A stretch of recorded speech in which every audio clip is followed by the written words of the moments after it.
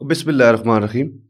Kashmir digital کے ساتھ مسعود الرحمان عباسی مظفر آباد اسٹوڈیو سے.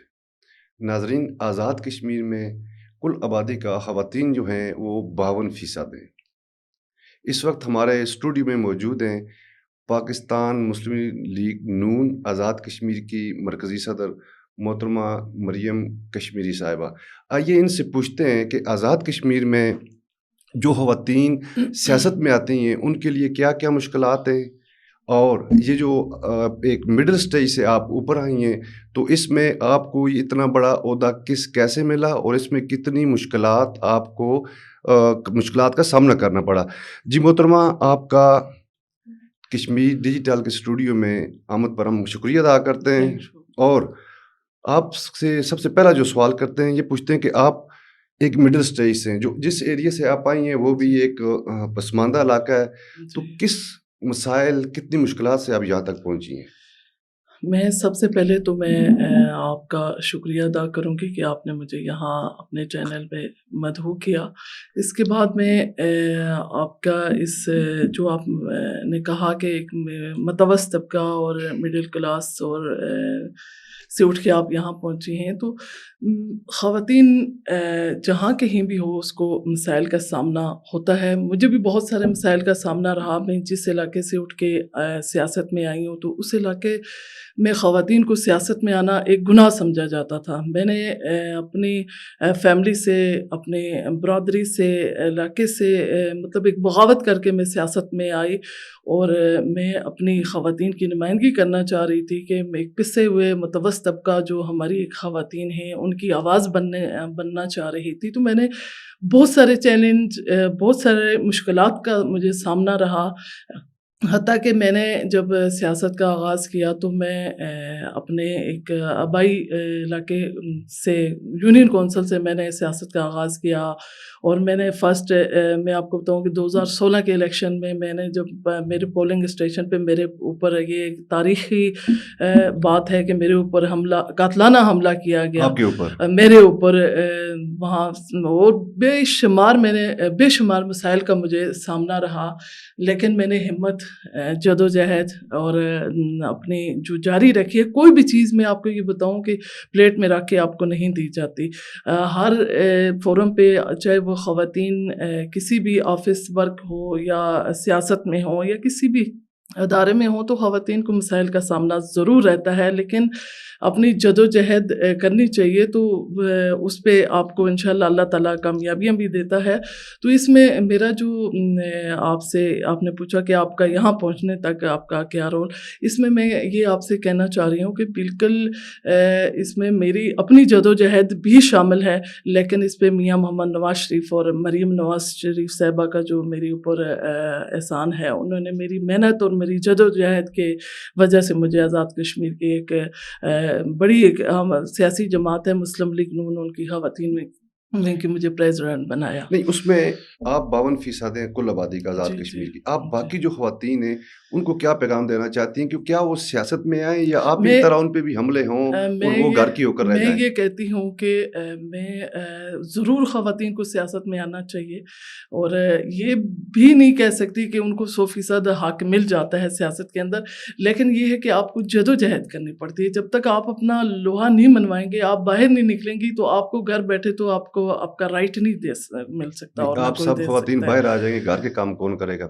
دیکھیں، ہم بھی گھر کے کام بھی کرتے ہیں، ہم بھی اپنی فیملی، برادری، گھر، ساری چیزوں کو ساتھ لے کے، سیاست کو بھی ساتھ لے کے چلتے ہیں. تو اس میں میرے خیال سے ایک عورت، آپ دیکھ لیں کہ اس ٹائم پاکستان کے اندر ہماری جو اس ٹائم موجودہ صورتحال ہے، ہماری لیڈر محترمہ مریم نواز شریف صاحبہ، اس کے آپ دیکھیں کہ پاکستان میں انقلابی کام، پنجاب کے اندر وہ انقلابی کام کر رہی ہے، روڈوں کے جال بچھ رہے ہیں، اسپتالیں بن رہی ہیں. تو اس کا مطلب یہ ہے کہ عورت گھر کے ساتھ ساتھ ملک کو بھی بہت بہتر طریقے سے چلا سکتی ہے. عورت کے اندر اللہ تعالیٰ نے یہ صلاحیت رکھی ہوئی ہے. بے شک عورت کے اندر اللہ تعالیٰ نے صلاحیت رکھی ہے. اب چلتے ہیں ہم تھوڑا اس سے ہٹ کے سیاست کی طرف.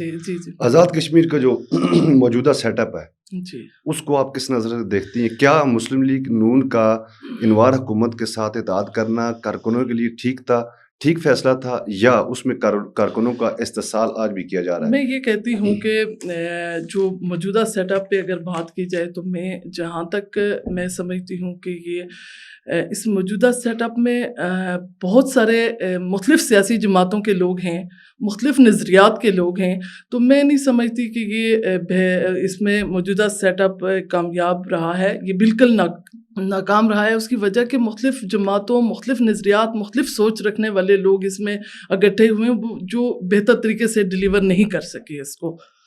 تو آپ کیا کہتے انوار ہیں؟ جی جو دوسرا سوال آپ نے انوار حکومت کے ساتھ رہنے کا، انوار حکومت کے ساتھ رہنے کا بالکل ہمیں اس پہ جو ہماری مجلس عاملہ ہے پاکستان مسلم لیگ نون کی، اور اس سے ہٹ کے جو ہمارے کارکنان ہیں، جو ہماری پارلیمنٹری پارٹی ہے مسلم لیگ نون کی، انہوں نے باقاعدہ قراردادیں لے کے میاں محمد نواز شریف صاحب تک اپنا یہ پیغام پہنچا دیا ہے کہ ہم اس حکومت کا حصہ بالکل نہیں رہنا چاہتے اور ہمیں اس کا نقصان ہے اور ہمیں اس سے فوراً الگ ہو جانا چاہیے۔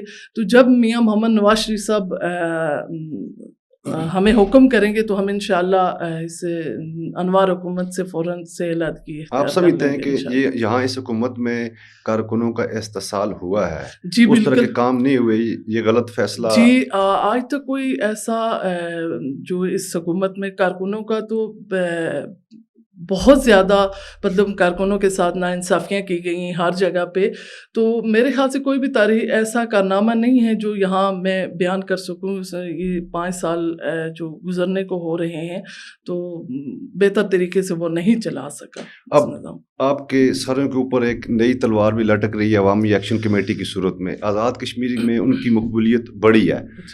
آپ کیا سمجھتی ہیں بحیثیت سیاسی کارکن؟ آپ ایک خواتین ونگ کی مرکزی صدر بھی ہیں، کیا جب آپ کے نون کے پیپلز پارٹی کے تحریک انصاف کے دوسرے لوگ جب حلقوں میں جائیں گے تو عوامی ایکشن کمیٹی الیکشن میں وہ سیاسی میدان میں آئے گی تو اس میں آپ کی جو پذیرائی ہے وہ کم ہوئی ہے، آپ کو وہاں مشکلات کا سامنا نہیں کرنا پڑے گا آپ کے جو متعلقہ ٹکٹ ہولڈر ہوں گے؟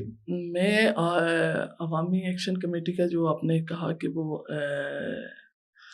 اس کا میں آپ پچھلے عرصے میں جو انہوں نے احتجاجی سیاست کی آزاد کشمیر کے اندر، اس میں کسی حد تک عوامی ایکشن کمیٹی کامیاب رہی، لیکن ان دو چیزوں کو آپ سیاست کو اور احتجاجی سیاست یہ دونوں چیزیں ڈفرینٹ ہیں، یہ ایک نہیں ہے، اس میں فرق ہے۔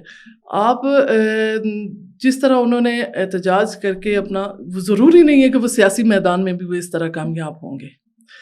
جو مسلم لیگ نون کی جہاں تک میں بات کروں کہ ہم ان کا اس میں سیاست بیانہ عوامی ایکشن کمیٹی کا ہم اس کو خیر مقدم کریں گے، وہ بالکل آئے الیکشن لڑے، الیکشن لڑ کے وہ آگے آئے، لیکن اس میں مسلم لیگ نون کو اس کا کوئی ہمارے ساتھ ان کا کوئی مقابلہ نہیں ہے۔ ہمارے آزاد کشمیر کے کونے کونے میں بہت مضبوط امیدوار ہیں جو بہت بہتر طریقے سے انشاءاللہ الیکشن میں ہم لوگ جائیں گے اور اچھی طرح سے ہم کامیابی حاصل کریں گے۔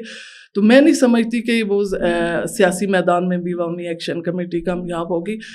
جہاں تک میں اپنی مسلم لیگ نون کی جماعت کی بات کروں تو ہمیں ان سے کوئی خطرہ نہیں ہے، تو باقی جماعتوں کا ان کا اپنا ہے، میں اس پہ نہیں کہہ آزاد سکتی۔ کشمیر میں دیگر جو سیاسی جماعتوں کی خواتین ہیں، جی کیا وہ بھی اسی طرح باقی اس پہ انوار حکومت پہ تنقید کر رہی ہیں یا صرف مسلم لیگ نون ہی کر رہی ہے؟ پیپلز پارٹی کی خواتین تو دیکھا جا رہا ہے کہ وہ مطمئن ہیں، ان کے کام ہو رہے ہیں۔ آپ کے حلقے کے کتنے کام ہوئے ہیں اس انوار حکومت میں؟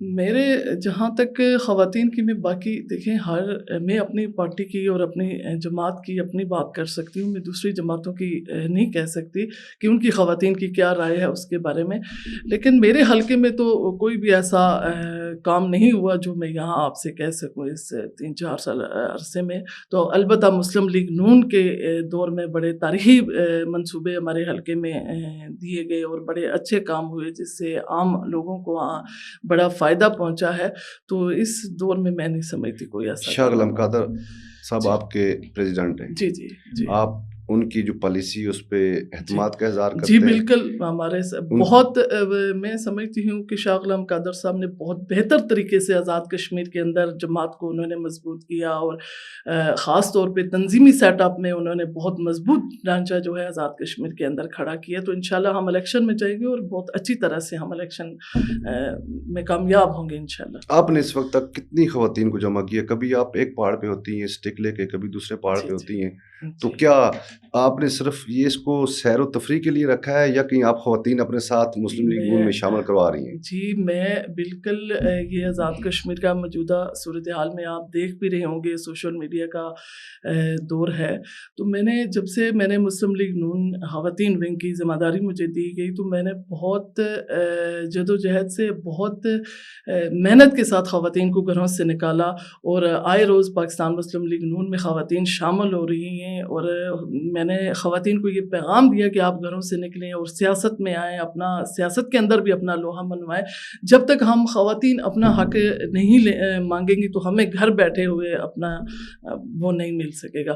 تو میں آپ کا حالیہ میرا جو کنونشن ہوا دسمبر کے اندر خواتین کا مظفر آباد میں، تو یہ میرے پارٹی پریزیڈنٹ جو شاہ غلام قادر صاحب اور دیگر، ان کے اپنا یہ ایک بیان میں انہوں نے کہا کہ میں نے 31 سالہ اپنی سیاسی زندگی میں پہلی بار میں نے خواتین ونگ کا اتنا اجتماع دیکھا ہے جو مظفر آباد میں ہوا. تو اسی طرح میری ٹیم ہے جو میرے ساتھ خواتین ونگ کی بہت متحرک اور بہت فعال ٹیم ہے جو کام کر رہی ہے. تو بہت اچھے طریقے سے خواتین جوک در جوک ہمارے مسلم لیگ نون کے قافلے میں شامل ہو رہی ہیں. تو اس کا یہ ہے کہ آنے والا وقت جو ہے مسلم لیگ نون کا ہے. اور خاص طور پہ میں آپ کو یہ بتاؤں کہ پاکستان کے اندر یہ مریم نواز شریف صاحبہ کا جو تاثر ہے آزاد کشمیر میں بھی، میں نے اس پیغام کو ہر خاتون تک پہنچایا کہ ہماری وزیر اعلیٰ کس طرح سے ملک کو چلا رہی ہے یا اپنے صوبے میں بہتر طریقے سے کام کر رہی ہے. تو خواتین اس سے متاثر ہو کر آزاد کشمیر میں بھی جوک در جوک مسلم لیگ نون میں شامل ہو رہی ہیں. محترمہ